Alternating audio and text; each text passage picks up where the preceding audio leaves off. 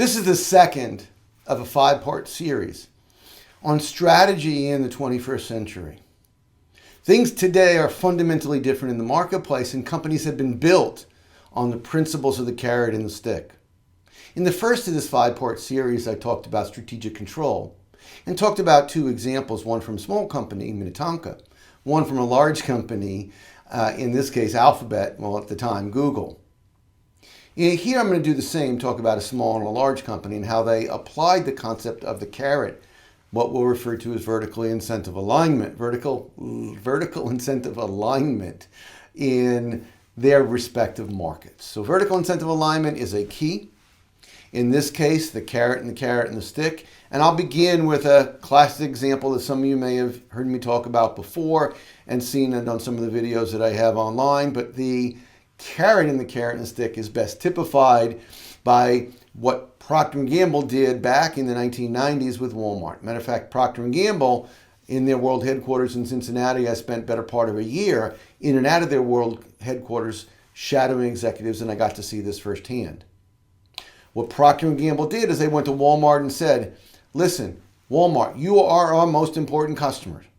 What we are going to propose, amongst other things, but one part of what we will propose is that we're going to jointly invest in a jointly run and management inventory control system so that when one of our products go across the scanner in your store, we'll know about it real time.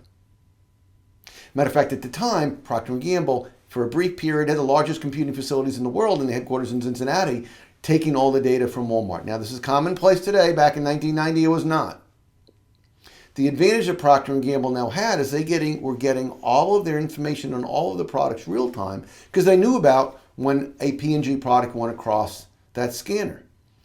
Their competitors got information 30 days later through the syndicated sources IRI. The proposal that Procter & Gamble gave to Walmart, and the reason why Walmart was quite interested and ended up implementing this, was that what Procter & Gamble said is now you house all of our products in warehousing. One of the most expensive parts of doing business back then was holding inventory. Generally, they don't hold inventory today. Back then, they did. So we, Procter & Gamble, are going to propose the following. When you almost run out of any of our P&G products, we're going to show up just in time to the loading dock of that store. So you never have to hold inventory in a warehouse. You'll just have to hold inventory on what's on the shelves. But we'll show up just in time. And we, Procter & Gamble, estimate, turned out to roughly be true, that this is going to lower you, Walmart, your inventory holding costs by about 80%. Now note, it was at this time unique to Procter & Gamble, would eventually be rolled out to others, but until it was rolled out for others, it gave Procter & Gamble a huge advantage. That advantage, think about the following. If the cost of doing business, in terms of holding inventory at least, for Walmart went down, what happens? Here's the price we pay at retail. Here's the wholesale price that the manufacturer is paid by the retailer. Add on that the cost of doing business, including holding inventory, and what's left? The effective margin that the retailer sees. The cost on only Procter & Gamble products as a result of this system in place just went down. So what happens to the effective margins that Walmart sees on only P&G products? It just went through the roof.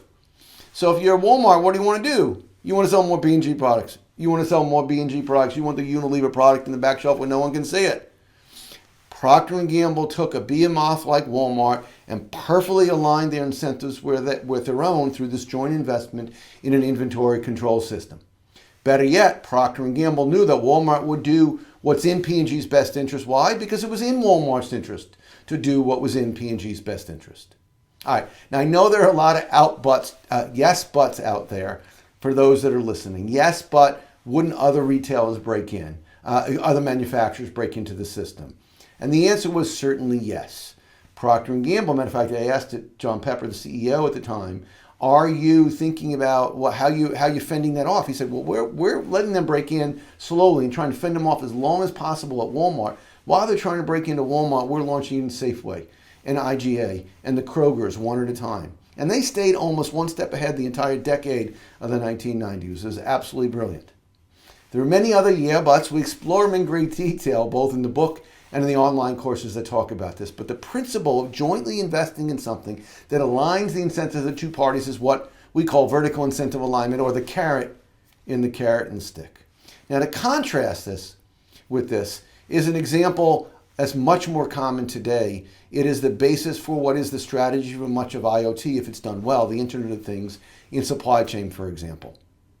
We go into this story in great depth, both in the book and in the online videos, but some really smart sensor manufacturers have agreed to place, almost for free, in some cases for free, sensors on windmills that collected the data coming off the windmill so they could do predictive maintenance before windmills failed faster than anyone else, giving them essentially the inside track on the maintenance contracts.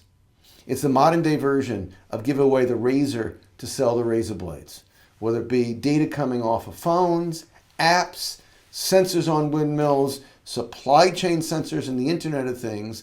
They all have something in common with Procter & Gamble. It needs to be done in a way that is differential to your cost structure to your customer. If everyone benefits, it gives you no advantage. It just adds cost to your structure. So we go into great depth on how you set up a vertically incentive-aligned value chain that builds on the strategic control we mentioned in the last video.